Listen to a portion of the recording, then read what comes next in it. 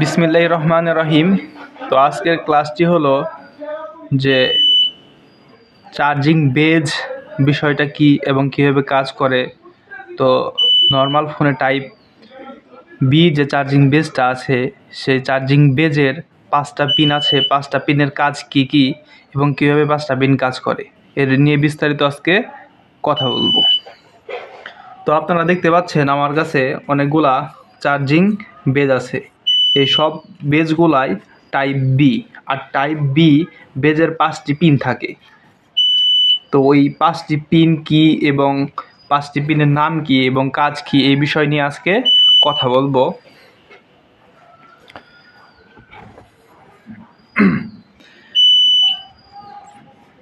এইখানে যে চার্জিং বেজটা দেখতে পাচ্ছেন এই চার্জিং বেজের 5টা পিন আছে।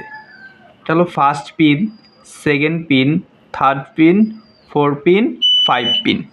এই 5 পিন মিলিয়েই একটি চার্জিং বেজ তৈরি হয়, যার নাম হলো টাইপ বি চার্জিং বেজ বা চার্জিং পিন। আর এইটা হলো আপনার লজিক বোর্ড। এই লজিক বোর্ডের সাথে চার্জিং বেজ কানেক্ট করে তারপরে মোবাইল কি করা হয়, ব্যাটারি চার্জ করা হয়। তো এই চার্জিং বেজের 5টি পিন থাকে, সেই 5টি পিনের নাম ও কাজ এখন বলে দিব।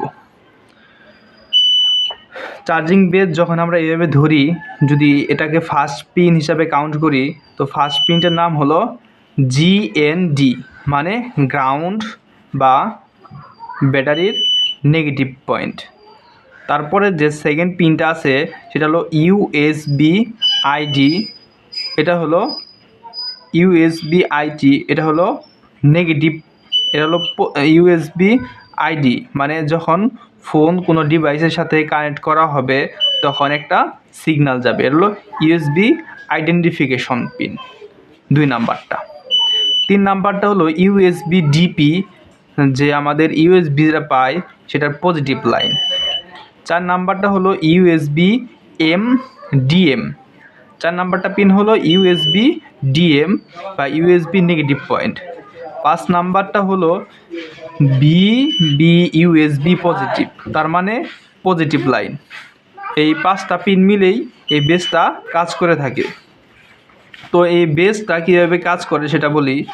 যখন আমরা লজিক বোর্ডের সাথে এই বেজটা কানেক্ট করব, লজিক বোর্ডে আপনার 5টা পিন থাকে। তো বেশিরভাগ টেকনিশিয়ানরা তাদের কাজের সুবিধার্থে মাঝখানের 3টা পিন ভেঙে ফেলে বাকি 2টা পিন কানেকশন করে ফোনটা চার্জিং সিস্টেম চালু করে দেয়। এখানে যারা 3টা পিন ভেঙে ফেলে তাদের কাজটা এই জন্য করে যে খুব দ্রুত চার্জিং পিনটা কানেক্ট করতে চায় এবং কি 5টা পিন থাকলে এখানে সূক্ষ্ম ঝালাই দিতেও কষ্ট হয়, সেই জন্য এখানে কি করে চার্জিং লজিক বোর্ডের 3টা পিন ভেঙে ফেলে। এর কারণে কি হয়, যখন আমরা কোনো কম্পিউটার থেকে বা পিসি থেকে কোনো ডাটা আদান প্রদান করতে যাই তখন আমাদের ফোন চার্জিং লোগো ঠিকই শো করে, কিন্তু কি হয় না, কোনো তথ্য ফোন থেকে কম্পিউটারে নেওয়া যায় না এবং কম্পিউটার থেকে ফোনে কোনো তথ্য দেওয়া যায় না। আর সব থেকে বেশি সমস্যা হয় কি, যখন আমরা ফোনটা ফ্ল্যাশ মোডে নিয়ে যাই তখন ফ্ল্যাশ করার জন্য যখন ইউএসবি কম্পিউটারের সাথে কানেক্ট করি তখন কখনোই ফোনের সাথে ইউএসবি কানেক্টটা পায় না। কেননা বেশিরভাগ টেকনিশিয়ান 1 2 3 2 3 4 এই পিনগুলো ভেঙে তারপরে কানেকশন দেয়। এই কানেকশন দেওয়ার কারণে এই সমস্যাগুলো বেশি হয়। তো এই এই পয়েন্টগুলো কীভাবে কাজ করে এর জন্য বিস্তারিত পরে ভিডিও দেওয়া হবে। এখন শুধু দেখাই দিচ্ছি যে এই বেসটা কীভাবে লাগানো হয়।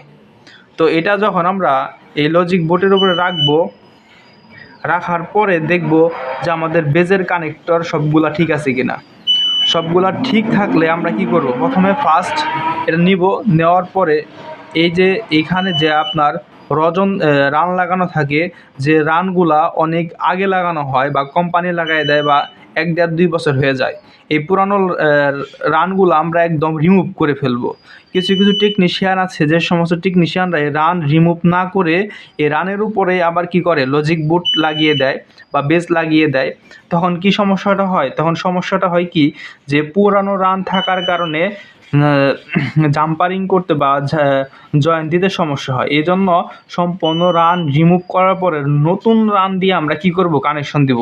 তাহলে আমাদের এই পয়েন্টের সমস্যাগুলো থাকবে না এবং সূক্ষ্ম জ্বালাই নিবে। আর আমরা যখন বেজের 5টা পিন যখন জ্বালাই দিব তখন সবথেকে বেশি ভুলটা হয় কি, যে আমরা এইখানে কোনো পেস্ট রাখি না। এখানে আমরা কি রাখি না, কোনো পেস্ট রাখি না। এই পেস্ট না রাখার কারণে আমরা যখন ঝালাই দিতে যাই তখন একটা পয়েন্টের সাথে আরেকটা পয়েন্ট কি শুকিয়ে যায় এবং কি